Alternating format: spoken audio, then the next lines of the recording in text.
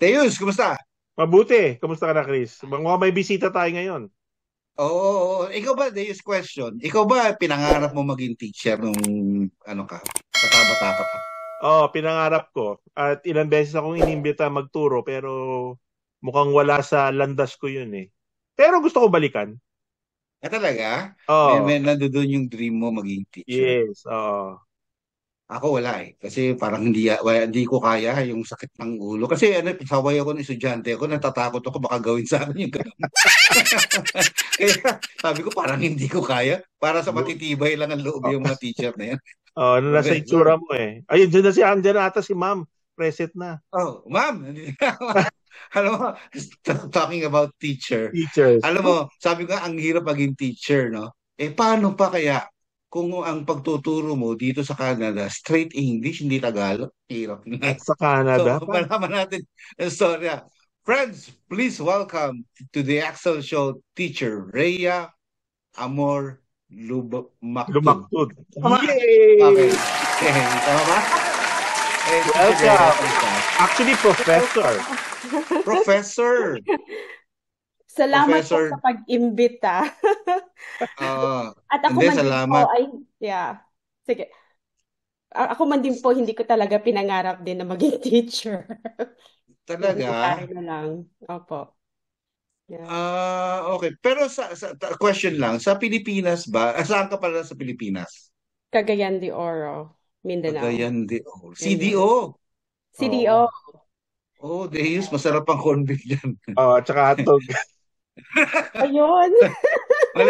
Mali pala. Hindi daw doon, hindi daw doon. Hindi. Alam ko magaganda mga beaches. Diyan, kita mo sa likod siya, oh. O, di Oh, ba? beach. Oh. Oh, lumipad eh. Alam mo Anyway. dyan, alam mo yung Cagayan de Oro, first time tayo nagkaroon ng visitor, guest from Cagayan de Oro. Oo Oh. nga, no? Very special Oo. yan, di ba? Professor pa, oh, di ba? Professor pa, di ba? Okay pa. Question, ikaw ba nung nasa Pilipinas ka, professor ka na rin, yun na ba yung work mo? Hindi. Researcher ako, pero sandali lang akong nag-work sa Pilipinas kasi nag-abroad na ako. So, dati, yung research assistant ako ng tawag noon SEARCA, SEARCA,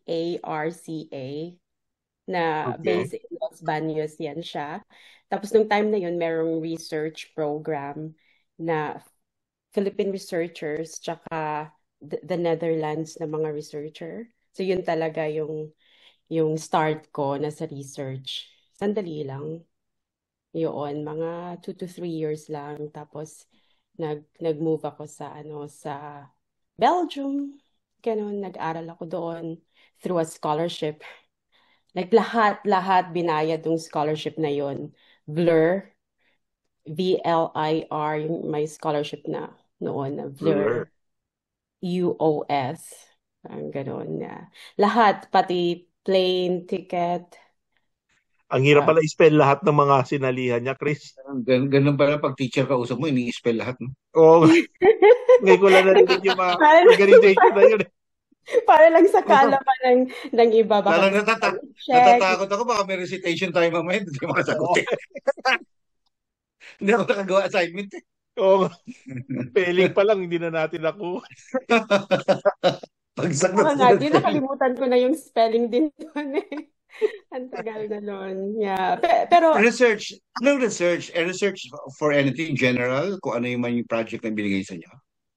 Anong klaseng yung research? project na yun ay biodiversity research program. So, klase-klaseng biodiversity. Ako naman, doon ako napunta sa soil biodiversity. So, yun yung research ko. And dahil doon, nagkaroon ako ng opportunity na mag-apply ng scholarship sa Ghent University sa Belgium. Pero din kasi before nun, meron pala akong short na scholarship na nagpunta ako ng the Netherlands. Yung university naman na yun ay Wageningen University na short-term na scholarship. At dahil doon nga yung scholarship na yun, nakakuha na naman ako ng full na scholarship sa Belgium. Kaya nag-aral din ako sa Belgium. Ganun. Ang talino na kausap natin, Chris. Paano spell yung Ah, Banaganaganang University? Soul Biodiversity Days. Alam mo ba ibig sabihin nun? Yung tungkol sa Yes. kaluluwa? Soul? Oo. Hindi, mag-isa ka lang. Ibig sabihin, soul ka lang. Ah, soul. Iba yun. Ay, Ay mo yan. di ba yun? Ano Eh, yun? biodiversity, Chris. Alam mo ba yun? Katatang. Oo naman. Oo Ano naman. yun? Papaliwanag. Hindi, ganito yan kasi yan, di ba? Soul, bio, yung, kunyari, may dudurugin ka, babayo ka, gano'n. Iba Hindi, yun. teacher, ikaw na lang magpaliwanag. Para Nung, napaka-complicated eh. Oo nga. yeah, syempre yung time na yun, yung inaral namin, yung kung ano yung biology sa soil natin na hindi natin nakikita. So, specific yun yung time na yun, yung nematodes, yung worms sa soil. Ganun na. Nakikita lang natin pag ginagamitan natin ng microscope. Yun, ganun. Sabi niya. Hindi. Parang sarap pag-enroll kay teacher. Galing. Mukhang absent tayo noong Chris nung tinuro yan. Oo, parang 75 grade ko din. So, hindi ba hindi paano mo naisipan na ngayon na tumawid ng Canada at maging professor? Oh, okay. Yeah, yan nga ang maganda para yung iba malalaman nila na hindi sa lahat ng um, ah, panahon na pagpupunta, gusto nilang pumunta ng Canada, for example, gusto nilang maging estudyante, di ba ang mahal-mahal pag yung iba yung nagpunta dito as a student. Pero meron ding mga opportunities, mag-contact ka lang ng mga professors dito sa Canada na ganyan kung gusto mong mag-masters, mag-start as, like Master of Science, ganon.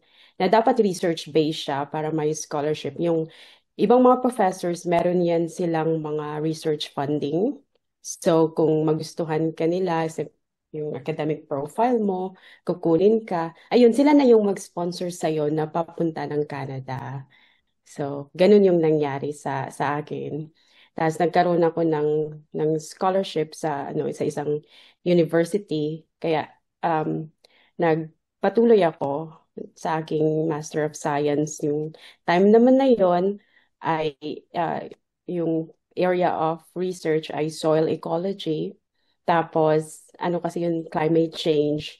Tapos yung research na yon ay nasa subarctic ng Canada. Our Arctic na doon talaga sa north. At nung time na yun, gusto ko talagang makita kung ano yung Arctic ecosystem, yung Arctic region. Yung bata-bata ka pa na very adventurous ka pa nung mga time na yun. So, ganun yung nangyari sa akin. So, yun, yung research ko na yun, nagkaroon ako ng opportunity na makita yung Arctic, Canadian Arctic. Ganon. And ano yung mangyayari pag may climate change. So, inaral namin yung soil sa Arctic region. Ganon. Yeah. Lalaki Yeah. dalawa. Sabi kanina bago mag-interview, sabi niya, Chris, baka mamaya wala naman nating extraordinary sa buhay ko. Naging buhay to. Kung ako estudyante, nag-note taking, doon pala ako sa unang sentence eh. Doon pa lang ako sa spelling ng pangalan niya. So ano siya? Ang galing. Related siya sa Earth Sciences? Parang ganun ba? Oo. Environmental sciences. Environmental Sciences. So, Okay. nung time na yun, actually ngayon din big ano na siya, big research scientist na siya and professor sa Canada. So, nung time na yun, ano na siya Canada Research Chair na yung professor ko or yung supervisor ko nung time na yun. At nakafocus talaga siya sa applied soil ecology. At nung time na yun, yun nga yung may research siya doon sa Canadian Arctic. So, pumupunta kami doon pag summer. Kaya yun ang maganda, summer lang. Tapos bumabalik naman kami doon sa University of Manitoba siya affiliated hanggang ngayon din University of Manitoba. Arctic siya. Yung Sa north yun, di meron ba? siyang research, yung north, meron siyang research doon. So, pumupunta kami from Winnipeg, nagpa-fly kami, yung maliit na plane, ganun pa siya na parang feeling mo, ito na ba yung katapusan ko? Ah, Papunta sa Arctic region. Tapos meron doon research station. So doon kami nag-stay. Meron talaga siyang specific na talaga na building na for research research station. talaga. Oo. Meron kaming ganun. Kaya magandang experience kasi feeling mo na sa ibang planet ka. Oh. Iba talaga yung pagkikita. Yeah. Kasi pag tuwing winter dito sa amin, parang Arctic na sa Arctic ka na eh. Oh, Days from Winnipeg. saan? Yeah. Sa University of Manitoba ako nag-masters Okay. dati. Mm. So, nauna ako But sa are you University based here of now or nasa ako ngayon, nasa Nova di? Scotia. Akala ko nasa Dito, BC. kinuha na Dalawa. namin siya. Kinuha nyo na? Dito Grabe na kayo, namin. Chris. After namin Matagal, paaralin, kukunin nyo. matagal na yung Winnipeg. Pagkatapos kasi noon, nag-move pa ako sa ibang lugar.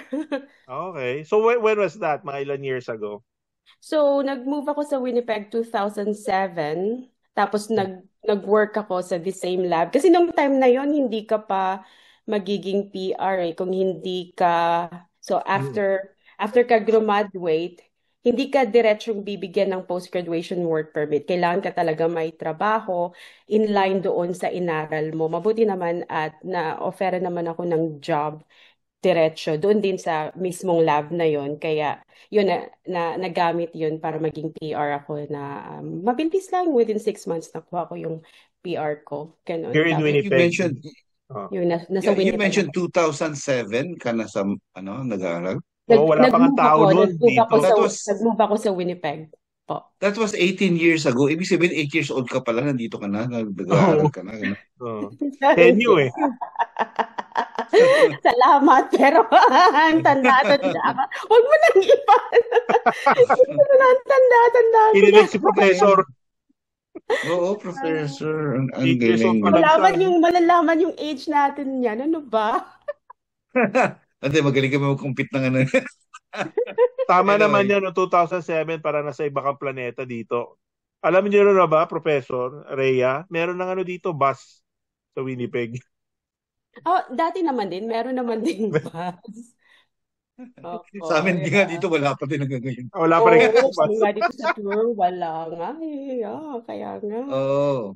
Kaya nga nandiyan siya, nag-aantay siya ng barko. Kita mo pag sa likod, laptop. So, hindi ba mahirap, Teacher Rhea, maging professor dito sa Canada? Siyempre, ibang culture, ibang language. Ibang It is not culture. your first language. Di ba, hindi ka ba nahirapan sa umpisa? Mahirap din, pero ang mas mahirap doon ay yung experience din dito ng ibang professor din na iba kasi sa sa atin eh, kasi parang dun sa panahon ko, at least yung parang hindi nila kailangan mag-maintain ng research lab. Kami kasi kailangan namin mag-maintain ng research lab. So palagi kaming naghahanap ng research grants and funding. Hindi ganun ka um, kumbaga hindi ganun ka-stressful, I think, sa Pilipinas. Sa nalalaman ko lang nung time na nandun ako, hindi ko alam kung meron ng changes ngayon. Pero dito kasi kailangan talaga every year meron talaga kaming research publications, tapos dapat meron kaming mga graduate students, yung mga nagma-master saka nagpi-PhD, yung gano'n na i-mentor namin. Tapos paano namin sila ma-mentor kung wala kaming pera, kaya dapat meron talaga kaming pera sa research lab namin para sila ay magre-research din, gano'n. Yeah, gano'n. Diba? Curious ako, Rhea. Let's say you've done the research sa Netherlands, sa Belgium, and then Canada, sa Manitoba. Nakikurious ako kasi I've heard a lot of mga research students from other countries.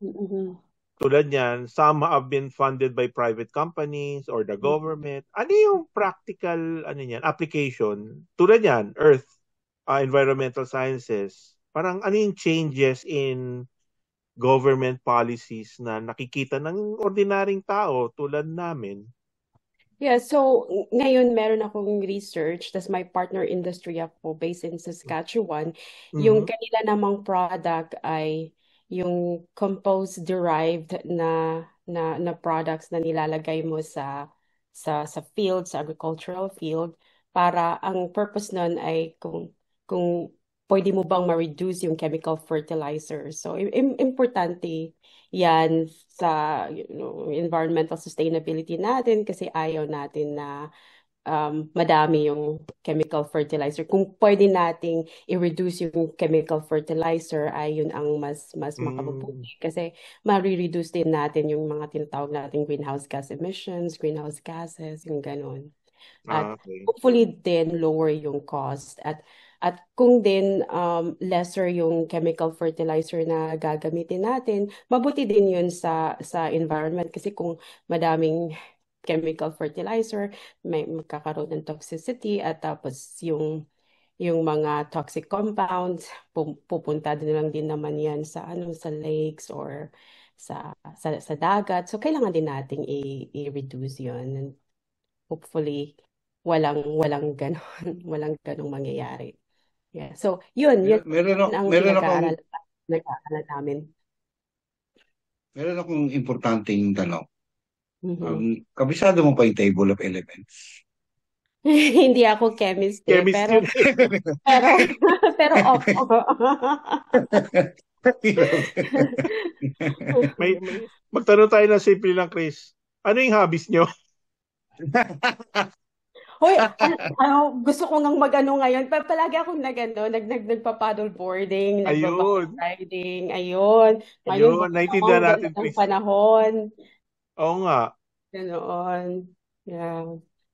Pero, You're yeah. with your family to enjoy yung ganyan mga paddle Well, boarding. friends lang. Mag-isa lang ako dito sa Nova Okay. Scotia. Pero meron akong sister and brother-in-law sa Alberta. Yun Mm. lang ang family ko sa Canada. At saka yung na rin, yung close friends na naging family na din na marami Oo. doon sa Toronto. Kasi matagal ako sa Toronto.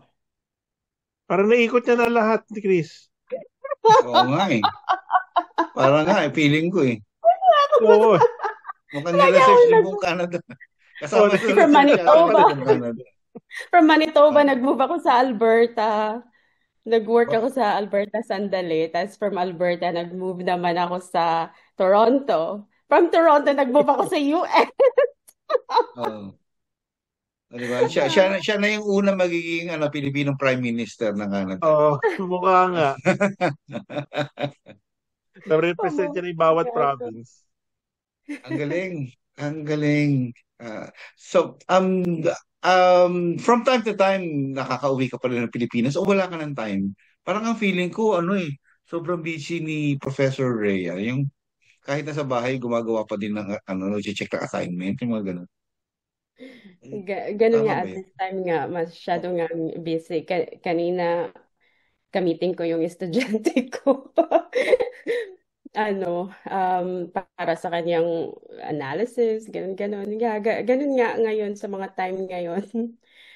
Kasi Grabe, bago lang ako na professor, so dito sa Canada, o sabihin na natin sa North America, the first 6 months, pag bago kang professor, yung assistant professor pa yung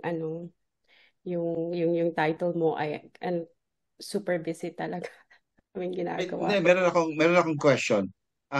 Bakit so far napapansin ko, karamihan ng mga Pilipino na pupunta dito sa Canada, nag-excel as a student. Matataas yung mga grades. Ganun ba? Makes them do that? Hindi ko alam. Siguro, sa tingin ko lang, siguro dahil grateful sila na nagkaroon sila ng opportunity dito sa Canada. Challenge.